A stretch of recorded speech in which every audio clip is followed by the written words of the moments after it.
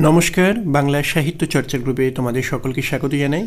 আজকে কলিকাতা বিশ্ববিদ্যালয়ের বাংলা জেনারেল বা পাশের 5th সেমিস্টারের জন্য এবারের ডিএসসি A2 অর্থাৎ যেখানে প্রফেসর শঙ্কু, সজারুর কাঁটা এবং সব ভুতুড়ে লীলা মজুমদারের এই গল্পগুলো রয়েছে।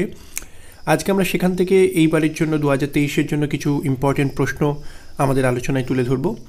তো সকলকে আলোচনায় স্বাগত জানাই। প্রথমেই আমরা যদি মডিউল 1 অর্থাৎ সজারুর কাঁটার দিকে তাকাই, তাহলে দেখতে পাবো এবারের জন্য 10 নম্বরের খুব ইম্পর্টেন্ট প্রশ্ন হচ্ছে, সজারুর কাঁটা একটি গোয়েন্দা উপন্যাস হলেও এটি চমৎকার প্রেমের উপন্যাসও, দীপা এবং দেবাশিসকে ঘিরে। তো সেই দিকটিকে আলোচনা করা, অর্থাৎ গোয়েন্দা উপন্যাস হলেও এর মধ্যে যে একটি সাহিত্য হিসেবে প্রেমের বা সম্পর্কের বা দাম্পত্য সম্পর্কের টানাপোড়েনের একটা পরিচয়ও রয়েছে, সেই দিকটি নিয়ে একটি প্রশ্ন। সজারুর কাঁটা উপন্যাসের দেবাশিস চরিত্রটিকে এবারে খুব গুরুত্বের সঙ্গে দেখা দরকার। এছাড়া এই উপন্যাস থেকে এই দুটো প্রশ্নকেই প্রধান চরিত্র, মানে একেবারে প্রধানতম বলা যেতে পারে প্রশ্ন বলা যায়। পাশে অবশ্যই দেখে রাখতে পারো ব্যোমকেশ চরিত্র। এছাড়া এখানে 5-এর জন্য যে প্রশ্নগুলো এবারে খুব ইম্পর্টেন্ট তা হচ্ছে সজারুর কাঁটা উপন্যাসের প্রবাল চরিত্র। এছাড়া দীপার বংশ পরিচয় সম্পর্কে আলোচনা করো, এটাও এবারের জন্য খুব ইম্পর্টেন্ট। এই বংশ পরিচয় পড়তে গেলে দীপার দাদু, তার সম্পর্কেও একটু আমরা জানতে পারবো এবং সেটাও আলাদা করে একটা প্রশ্ন হতেই পারে। এছাড়া আরেকটা প্রশ্ন একটু দেখে রাখতে পারো, সেটা হচ্ছে একটু প্রশ্ন নয়, একটু ডিটেল বলা যেতে পারে। নৃপতিদার বাড়ির আড্ডায় যে সমস্ত ব্যক্তিরা উপস্থিত থাকতেন তাদের সংক্ষিপ্ত পরিচয়, এটা একটু দেখে রাখা যেতে পারে। এবার আসা যাক মডিউল 2-এর জন্য, যেখানে আমরা দেখতে পাচ্ছি যে প্রফেসর শঙ্কুর গল্পগুলো রয়েছে।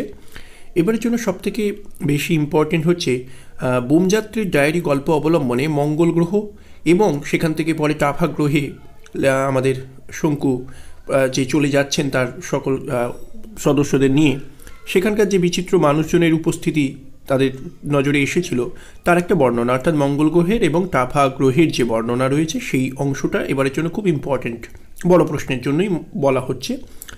যদি এখান থেকে 5 করে আলাদা করে প্রশ্ন আসে মঙ্গল গ্রহের বর্ণনা বা টাফা গ্রহের বর্ণনা, সেটা তো আমরা এমনিই পারবো। প্রফেসর শঙ্কু চরিত্র আলোচনা করো, এটাও এবারের জন্য খুব ইম্পর্টেন্ট। এছাড়া আরেকটা দেখে রাখতে পারো প্রফেসর শঙ্কু ও আদিম মানুষ যে গল্প, সেই গল্পে আদিম মানুষের যে পরিচয় রয়েছে এটাও একটু দেখে রাখতে পারো। আর 5-এর জন্য এবারে খুব ইম্পর্টেন্ট হচ্ছে প্রফেসর শঙ্কু ম্যাককাউ গল্পে ম্যাককাউটির পরিচয়, খুব ইম্পর্টেন্ট এবারের জন্য। প্রফেসর শঙ্কু রবু গল্পে রবুটির বর্ণনা, এটাও এবারের জন্য খুব 5-এর ইম্পর্টেন্ট প্রশ্ন। আর দেখতে পারো প্রফেসর শঙ্কুর যে কোনো দুটি আবিষ্কার সম্পর্কে সংক্ষেপে আলোচনা করো, সেটা যে কোনো কিছুই হতে পারে। তার নস্যাস্ত্রের কথা বলতে পারো, যেটা দিয়ে প্রয়োগ করে কাউকে হাঁচানো যেতে পারে, এ ধরনের যে কোনো কিছুই করা যেতে পারে। এমনকি রবু নিয়েও বর্ণনা করা যেতে পারে, কিংবা তার যে বিভিন্ন ট্যাবলেট যেটা খেয়ে অনেক দিন পর্যন্ত না খেয়ে থাকা যায়, মঙ্গল গ্রহ বা টাফা গ্রহে যাওয়ার প্রসঙ্গে সেই প্রসঙ্গের কথা উঠে এসেছে, কিংবা তার সেই আবিষ্কার যা প্রয়োগ করে মানুষকে আজ থেকে বহু বছর পরের যে আধুনিক মানুষে পরিণত করা যায়, সেই সমস্ত যে কোনো প্রসঙ্গই আমরা এখানে আনতে পারি। এছাড়া আরেকটা প্রশ্ন এবারের জন্য খুব ইম্পর্টেন্ট 5-এর জন্য একটি চরিত্র, সেটা হচ্ছে অবিনাশ চন্দ্র মজুমদার, এটা এবারের জন্য ভেরি ভেরি ইম্পর্টেন্ট। এবার আসা যাক মডিউল 3-তে সব ভুতুড়ে। এখানে তো প্রথমেই মনে রাখতে হবে যে এখানকার গল্পগুলো একটু যদি ভালো করে টেক্সটগুলো একটু পড়ে নেওয়া যায়, কারণ এখানে গল্পগুলোর সংখ্যাটা তো অনেক, প্রায় 40-এর ওপর গল্প।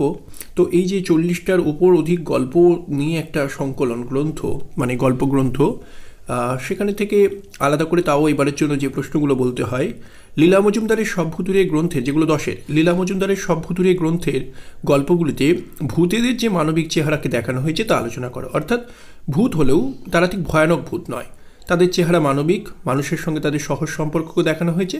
সেটা দামু কাকার বিপত্তি, কিংবা আমরা যে কোনো বলা যেতে পারে হরুহর করার একগুয়েমি, যে কোনো গল্প ধরে দেখাতে পারি যা ভূতেরা কীভাবে মানুষের পাশে থাকছে, মানুষকে উপকার করছে, মানুষও ভূতের পাশে দাঁড়াচ্ছে।